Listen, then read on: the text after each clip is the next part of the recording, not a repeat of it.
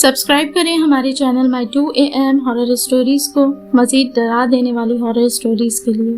Bell icon को press करना मत भूलें।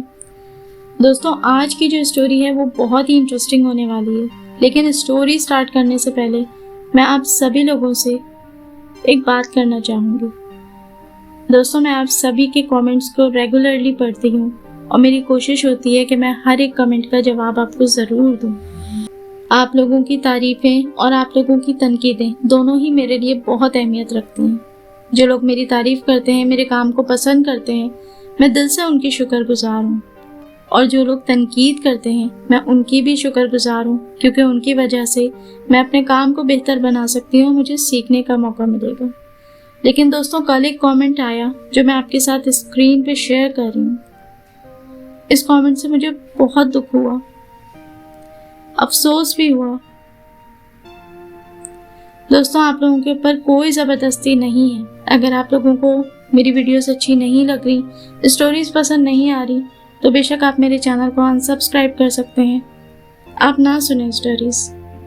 लेकिन प्लीज़ इस तरीके के कमेंट्स से गुरेज किया करें जिससे किसी को हर्ट हो या किसी की दिल आज़ारी हो।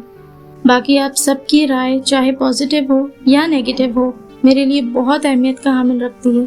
इसलिए मैं उम्मीद करती हूँ कि आप लोग हमेशा की तरह मुझसे कनेक्ट रहेंगे, स्टोरीज अच्छी लगे तो उसको लाइक करते रहेंगे और अपना वैल्यूएबल फीडबैक मेरे साथ लाजमी शेयर करेंगे। चलिए आज की स्टोरी की तरफ चलते हैं। आज की स्टोरी भी बहुत ही इंटरेस्टिंग है, इसलिए हैंड फ्री लगाएं, लाइट्स ऑफ करें और इस हॉरर स्टोरी को एंजॉय करें। वीडियो अच्छी लगी तो वीडियो को एक लाइक लाजमी दें और चैनल पे नए हैं तो चैनल को भी सब्सक्राइब करें। आइए आज की स्टोरी सुनते हैं। दोस्तों, आज जो स्टोरी मैं आपके साथ शेयर कर रही हूँ, ये गुलशन इकबाल के एक बहुत ही मशहूर हॉन्टेड अपार्टमेंट की स्टोरी है, जो कि अली के साथ पेश आई थी। चलिए अली की ही ज़बानी सुनते हैं। ये बात आज से तकरीबन 5 साल पहले की है, जब मैं नया कराची आया था। मैं असल में हैदराबाद का रिहायशी हूँ और जब मैंने वहाँ से इंटर के एग्ज़ाम दिए तो आगे यूनिवर्सिटी में एडमिशन के लिए मैंने कराची का इंतखाब करा, क्योंकि कराची में बहुत अच्छी बड़ी यूनिवर्सिटीज़ हैं और फिर मेरा इरादा था कि यूनिवर्सिटीज़ ख़त्म होने के बाद कराची में ही किसी अच्छी कंपनी में जॉब कर लूँगा। बस यही सोचते हुए मैं कराची शिफ्ट हो गया।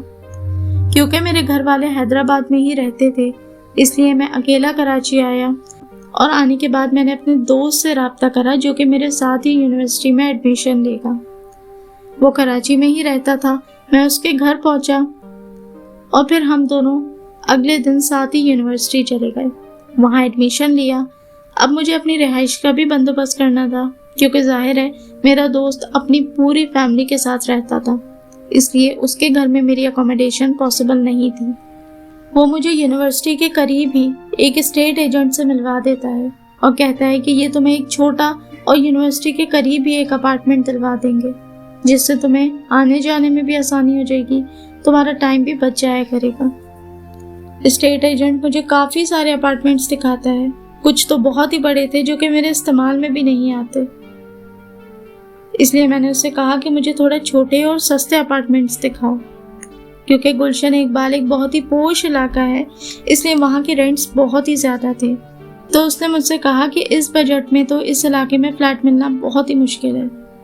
मैंने उसे अपनी पूरी स्टोरी बताई कि भाई मैं इस शहर का नहीं हूँ, मैं दूसरे शहर से आया हूँ और पढ़ाई की नीयत से आया हूँ, इसलिए मुझे अपनी यूनिवर्सिटी के आसपास ही फ्लैट चाहिए। बहरहाल उसने मुझसे कहा आप मुझे 1 आध दिन का टाइम दे, मैं आपको ढूंढ के बताता हूँ। वो एक रात मैंने अपने दोस्त के घर में ही जैसे तैसे गुजारी, लेकिन क्योंकि उसके फैमिली मेम्बर्स ज़्यादा थे और मैं चाहता नहीं था कि मेरी वजह से किसी को भी तकलीफ हो, इसलिए मैंने उस स्टेट एजेंट को रात में ही फ़ोन करके कहा कि आप फ़ौरन जो भी अपार्टमेंट मिलता है, भले छोटा ही सही, अगले दिन मेरे लिए उसका बंदोबस्त कर दीजिए। मैं सोकर उठ के मोबाइल देखता हूँ तो स्टेट एजेंट की 3 कॉल्स आई हुई होती हैं। मैं नाश्ता करके उसके पास पहुँचता हूँ तो वो मुझे कहता है कि उसने मेरे लिए एक बहुत ही सस्ता और छोटा सा अपार्टमेंट ढूंढा है। मैं फ़ौरन राज़ी हो जाता हूँ। मैं उसे कहता हूँ कि मुझे फ़ौरन अपार्टमेंट दिखा दो। वो मुझे अपार्टमेंट लेके जाता है। अपार्टमेंट बहुत ही छोटा सा होता है, उसमें सिर्फ 2 कमरे और एक किचन ही था। साथ में एक अटैच बाथ था जो कि एक ही कमरे के साथ था। खैर, किराया कम होने की वजह से मैं उसे फौरन डन कर देता हूँ। क्योंकि मैं अकेला था तो 2 कमरे भी मेरे लिए काफ़ी थे। मैं उस अपार्टमेंट को फौरन डन करता हूँ और अपना सामान लेके उसी दिन वहाँ पर शिफ्ट हो जाता हूँ।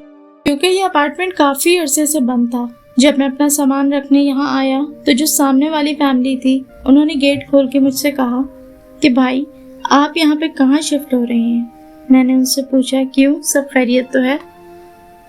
उन्होंने कहा कि ये अपार्टमेंट तो काफ़ी अरसे से बंद है, बेहतर है कि आप पहले कोई कुरान खानी करा लें। मैंने उनको सरसरी से जवाब दिया कि हाँ, मैं करा लूँगा, और ये कह के मैं अपना सामान लेके अंदर शिफ्ट हो गया। क्योंकि उस वक्त मुझे इन सब चीज़ों की बहुत ज़्यादा समझ नहीं थी, बस मेरा फोकस था कि फटाफट से मैं अपना सामान शिफ्ट करूं। और अगले ही दिन से यूनिवर्सिटी की ज्वाइनिंग भी थी, तो मेरा पूरा फोकस इस वक्त यूनिवर्सिटी पे ही था। मैं उधर शिफ्ट हो जाता हूँ। शिफ्टिंग के बाद मैं पहली रात बहुत अच्छी गुजारता हूँ और अगले दिन सुबह उठ के मैं यूनिवर्सिटी आ जाता हूँ। सारा दिन मेरा तकरीबन यूनिवर्सिटी में ही गुजरता है और शाम में मैं अपने घर वापस आता हूँ। आने के बाद भी क्योंकि थकन बहुत ज़्यादा हो चुकी होती है, इसलिए बस मैं खाना खाता हूँ और थोड़ी देर आराम करता हूँ। जिस टाइम मैं सो के उठता हूँ उस वक्त तकरीबन 8 साढ़े 8 बजे का टाइम होता है रात में। उठने के बाद थोड़ा बाहर निकलता हूँ और बाहर निकल के इधर उधर के मनाज़र देखता हूँ। खाना ले लेता हूँ बाहर से, क्योंकि मैं नया नया शिफ्ट हुआ था, इसलिए अभी मैं पूरी तरीके से सेट नहीं हुआ था। मेरा यही रूटीन चलता रहता है। तकरीबन 2 से 3 दिन तो बहुत अच्छे गुजरते हैं। चौथे दिन जब मैं रात में सोने के लिए लेटता हूँ तो मुझे कुछ अजीब सी महसूस होने लग जाता है। ऐसा फील होता है जैसे कोई मुझे मुसलसल घूर रहा है। मैंने इसे अपने जहन का वहम समझा और झटक दिया, क्योंकि जाहिर है ना कोई मुझे आवाज़ सुनाई दे रही थी और ना ही कोई चीज़ नज़र आ रही थी। मैंने सोचा शायद मैं बहुत ज़्यादा थक गया हूँ, इस वजह से मुझे इस किस्म की फीलिंग्स हो रही हैं। मैं सो जाता हूँ। रात के तीसरे पहर 4 साढ़े 4 का टाइम होता है, मेरी आँख खुलती है एक खौफनाक किस्म की चीख से। ये चीख सुन के मैं अचानक हड़बड़ा के उठता हूँ। क्योंकि ये अपार्टमेंट बहुत ही छोटा सा था, इसलिए मुझे ज़्यादा इधर उधर भाग के चेक करने की ज़रूरत ही नहीं थी। मैं 200% श्योर था कि ये आवाज़ इसी अपार्टमेंट में से आई है, लेकिन ना मुझे कोई दिखाई दिया और ना ही कोई आवाज़ आई। खैर, मैं इसे भी अपना वहम समझ के झटकता हूँ कि शायद नींद में या ख्वाब में मुझे ऐसा महसूस हुआ होगा। मेरी आँख खुल जाती है, मैं फिर लेट जाता हूँ और सोने की कोशिश करता हूँ। थोड़ी देर बाद मुझे अपने बिस्तर के सामने से बिल्कुल धुएं जैसा एक काला सा साया गुजरता हुआ महसूस होता है। ये देख के मेरे होश उड़ जाते हैं और मैं सब देख रहा होता हूँ कि ये सब क्या हो रहा है। खौफ के मारे मेरे हलक से आवाज़ भी नहीं निकलती। मैं बिस्तर पे ही चुपचापी से लेटा रहता हूँ और इसी में किसी वक्त मेरी आँख लग जाती है। अगले रोज़ सुबह मैं तैयार होता हूँ, यूनिवर्सिटी जाता हूँ और ये सारा मामला अपने दोस्त से डिस्कस करता हूँ। यूनिवर्सिटी से वापसी में मेरा दोस्त मेरे साथ ही आता है और अपार्टमेंट के अंदर ही हम अपना बैग और बाकी सामान रख के नीचे उतरते हैं। आसपास के लोगों से कुछ मुलाकात करते हैं और उनसे कुछ जानने की कोशिश करते हैं। और हमें ये सुन के बेइंतहा हैरत होती है कि जब हम नीचे दुकान वालों से पता करते हैं उस अपार्टमेंट के बारे में कि यहाँ कोई ऐसा वाकया तो नहीं हुआ, तो एक दुकानदार हमें बोलता है कि भाई, ये फ्लैट जिनका था, यानी आपसे पहले जो इसके मालिक थे, उनकी बेटी का इसी फ्लैट के अंदर मर्डर हुआ था। उसके बाद वो ये फ्लैट छोड़ के यहाँ से काफ़ी दूर चले गए थे और तब से ये फ्लैट खाली पड़ा हुआ है।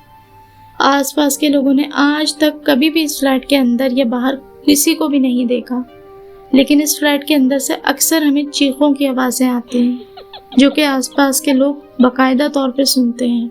ये बात सुनने के बाद तो मेरा और मेरे दोस्त का ऊपर फ्लैट में जाने की हिम्मत ही नहीं हो रही थी। हम दोनों खौफ के मारे एक दूसरे की शक्ल देख रहे थे कि अब हम कैसे हिम्मत करके इस फ्लैट के अंदर वापस जाएं। खैर, जाना तो था ही। हम दोनों हिम्मत करके ऊपर जाते हैं और मेरा दोस्त अपना बैग और सामान लेके अपने घर चला जाता है। मैं उसी फ्लैट के अंदर रुकता हूँ। थोड़ी देर गुजरती है और जब कुछ भी नहीं होता तो वो डर सारा मेरे जहन से निकल जाता है। मैं नॉर्मल रहने लगता हूँ। लेकिन जब रात होती है तो अपने सामने वाले कमरे में से मुझे मुसलसल किसी के चलने की, यानी ज़मीन पे किसी के कदमों की आहट की आवाज़ आती है।